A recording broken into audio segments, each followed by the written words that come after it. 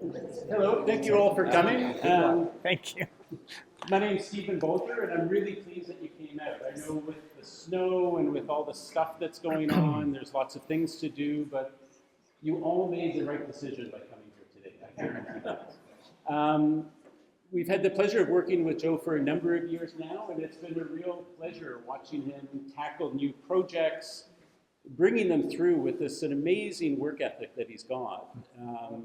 And still wanting to push himself, and especially that you can see he's starting something new where a lot of people start. There's a lot of people that start drawing and painting and then come into photography.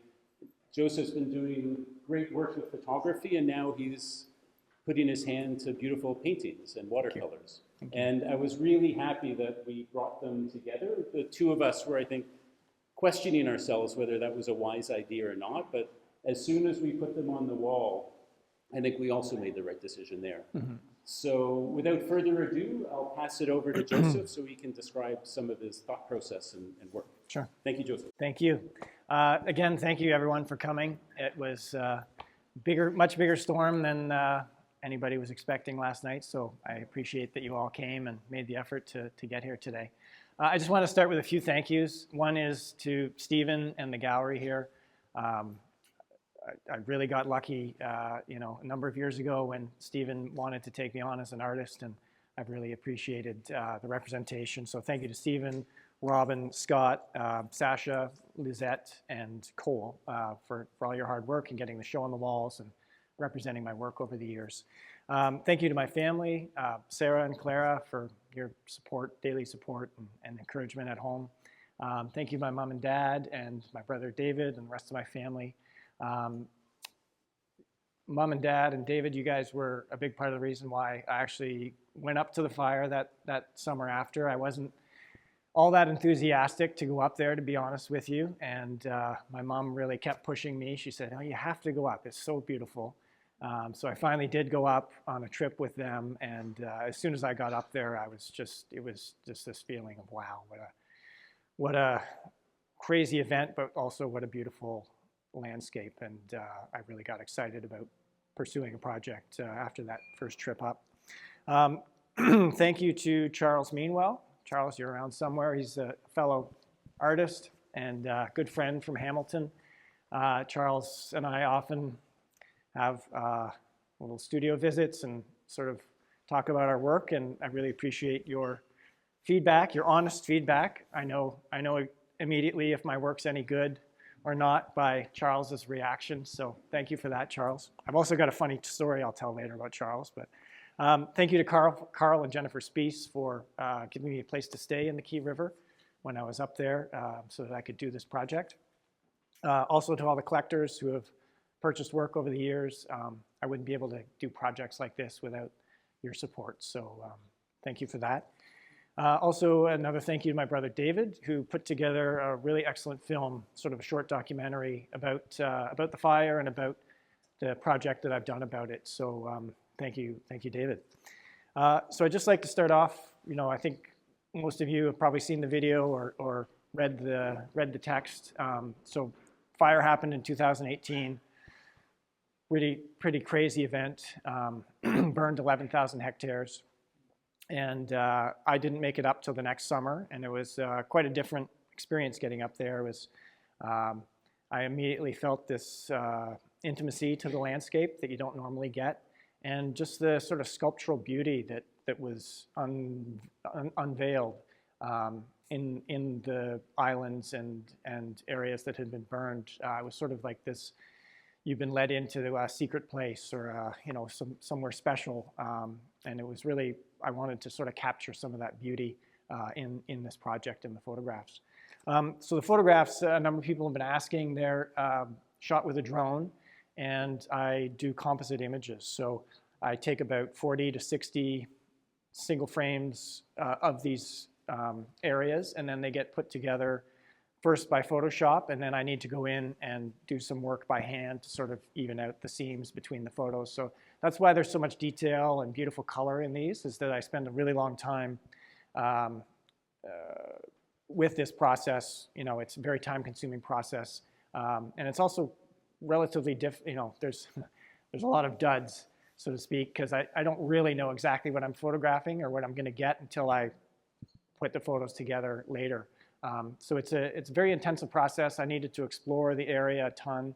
I spent a lot of time walking around the islands and areas and boating through them, just trying to figure out where I could get good photographs from.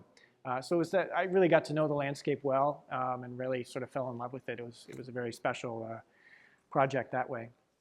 And then about halfway through the project, I started making watercolors. So when the pandemic happened, we're stuck at home. I had all this time on my hands and couldn't really get out to photograph and feel creative. So I had been thinking about making watercolors for my paintings, or sorry, watercolors for my photographs for quite some time. And that sort of gave me the opportunity to do it. So I started painting, and after about a year of painting just about every day, I said to myself, well, why don't I try making paintings from the photographs of the fire? And I think they ended up being a really nice complement to the photographs. A few stories about some of these photos. So I was lucky enough to get a friend up who has a place close to my parents' place up on Georgian Bay. He owns a float plane, and he was kind enough to take me up in the float plane to survey the area back the first summer after the fire happened. And one of the areas we flew over was this one, which is kind of an area you're sort of looking south at this point, where the Georgian Bay kind of does an arc on the northeastern shore. And so this one I flew over, and I thought, wow, I really need to go back to that area with the drone. So it took me a few attempts. This was the second attempt. And everything just sort of came together on this shot where the light was beautiful. You had this nice clouds in the sky and the way they reflected on the water. It was really sort of a special time. You know, you thank the photo gods for photographs like that where everything just sort of comes together. And then here on my right, these photographs, oh, one more thing about these photographs. So these, I send the drone up and position them where I think will make a good photograph, and then I go through and sort of move the camera around to take all the individual shots. Whereas these ones, where they're pointed straight down, I have to actually fly the drone over the whole area, and so you know, fly it a little bit, stop, take a photo, move it, and sort of fly this grid pattern over it. And they're quite difficult. I tried a number of these, and there was only really 3 or 4 of them that worked out. So they were quite difficult, sort of a different technique to doing those, but it was it worked out really well for a few of them. So it's nice to have those in the show. So, and then I'm not sure if you guys noticed, but the watercolor in the entranceway, sort of the one that was painted where there's, I've left the water and the sky as white paper.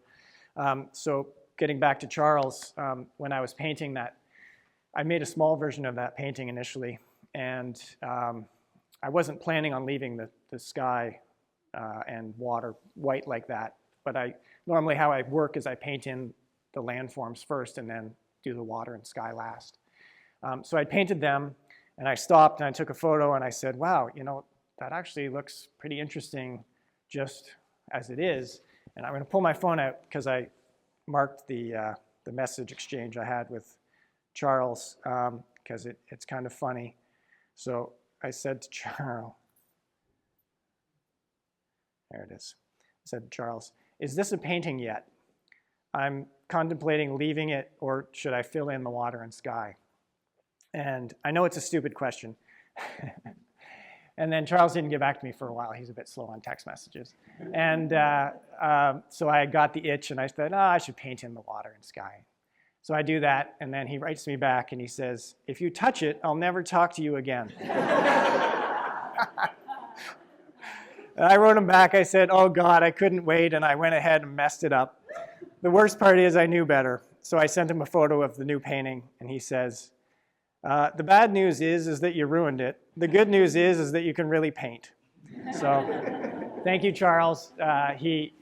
So that led to me making more of a larger version of that painting and some others as well in the series. So I think as I went through the body of work, the earlier paintings, like those on that wall, were a bit more descriptive and true to the photographs, Whereas as I moved through the, as I progressed through the painting, or as I kept trying new things, they kind of tended to get a bit more abstract.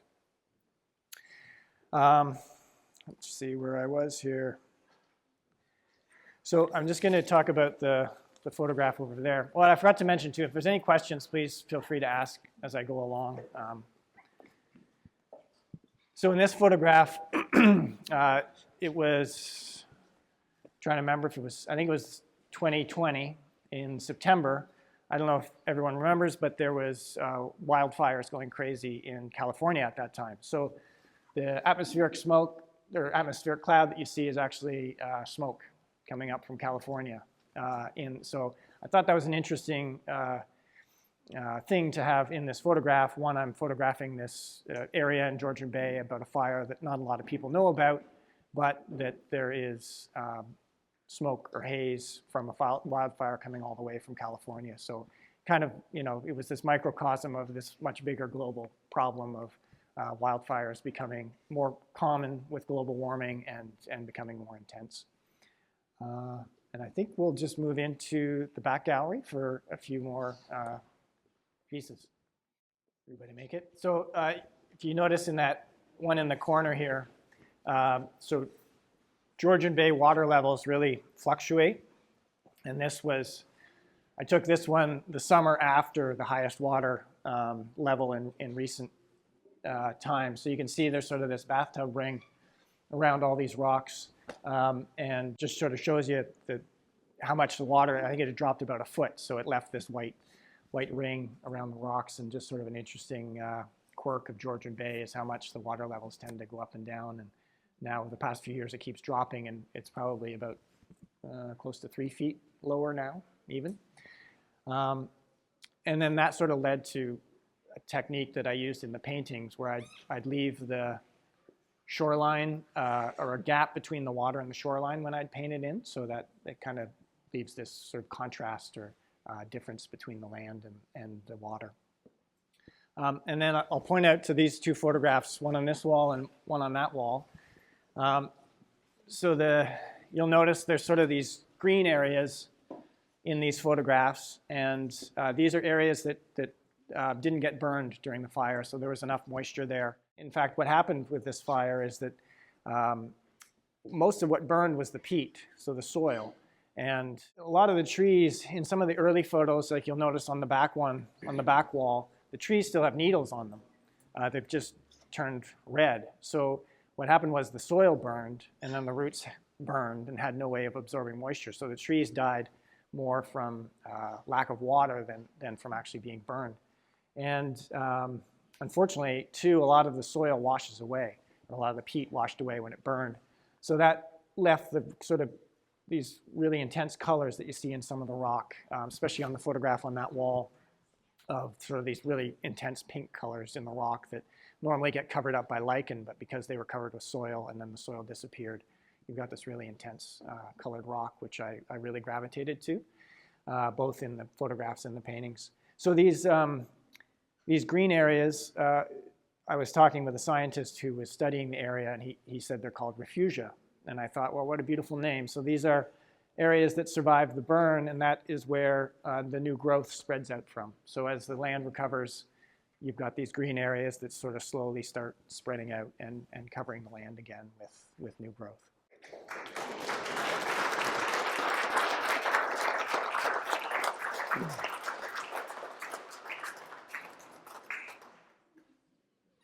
Yeah, no questions? All right. Is that a selfie? Or this one where... Yes, a few people have asked me that.